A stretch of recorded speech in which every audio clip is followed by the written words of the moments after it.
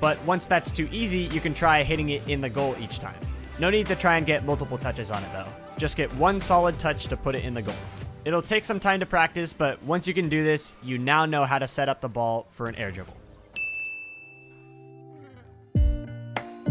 Next up is the carry. For this part, for the sake of simplicity, let's throw the setup out the window so you don't clutter your brain with too many things. So shot number 2 in this pack already has the ball rolling to the wall for you. So you can basically skip all the way to the part where you're popping the ball off the wall. That's your starting point when practicing the carry. The difference in this part though is that I don't want you to do the second break tap on the wall.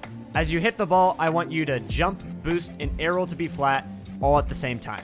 This will allow you to actually carry the ball instead of just getting 1 or 2 solid touches in the air like previously. It eliminates that gap between the ball and your car in the air. This will be extremely difficult when you start out, so don't worry about carrying it in any direction.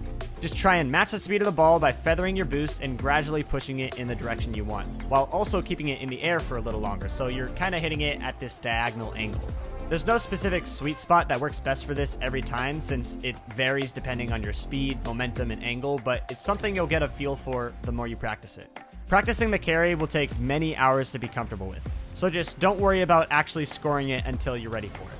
Then you can try carrying it in the specific directions you want. And in case it's not clear, don't spin around while you're doing this. Just keep everything simple and only tap air roll for a split second when necessary. Once you're comfortable with carrying the ball toward the goal somewhat consistently, you're ready to combine the setup with the carry. Combining these two parts really is as simple as it sounds. So restart the training pack and go back to shot 1 where the ball is right in front of you.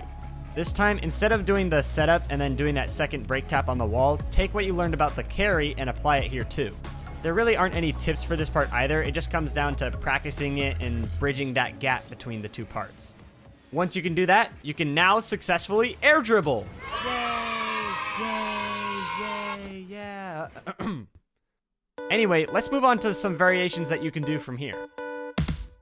Perhaps the most useful variation on air dribbles is the simple pretend like I have no boost shot. This one works really well even up to Grand Champ level in ones, and it's so easy to do. You simply do everything like you would for a normal air dribble, but this time you stop boosting toward it once you reach the peak, and then you start boosting toward it again at the end to hit it over the defender. This often baits the defender into committing, but when you boost into it at the end, it just goes right over them. I highly recommend trying this one out in games if you get the chance. The best place to practice all these variations is usually in free play, since it's not going to be the exact same setup every time. This might cause another jump in difficulty since you're so used to that exact same angle for the setup that's in the training pack, but that's all the more reason to use free play from now on. No setup will be exactly the same in a real game, so you need to get used to every little inconsistency. Another variation is the double tap. This one is pretty simple by concept as well. The idea is you carry it to the backboard and then finish it off with a final touch. The main problem that most people run into with this one is that they don't give themselves enough space to get the angle for the shot. You'll often see people do it like this, and obviously that angle they have to shoot from is way more difficult than it should be. So when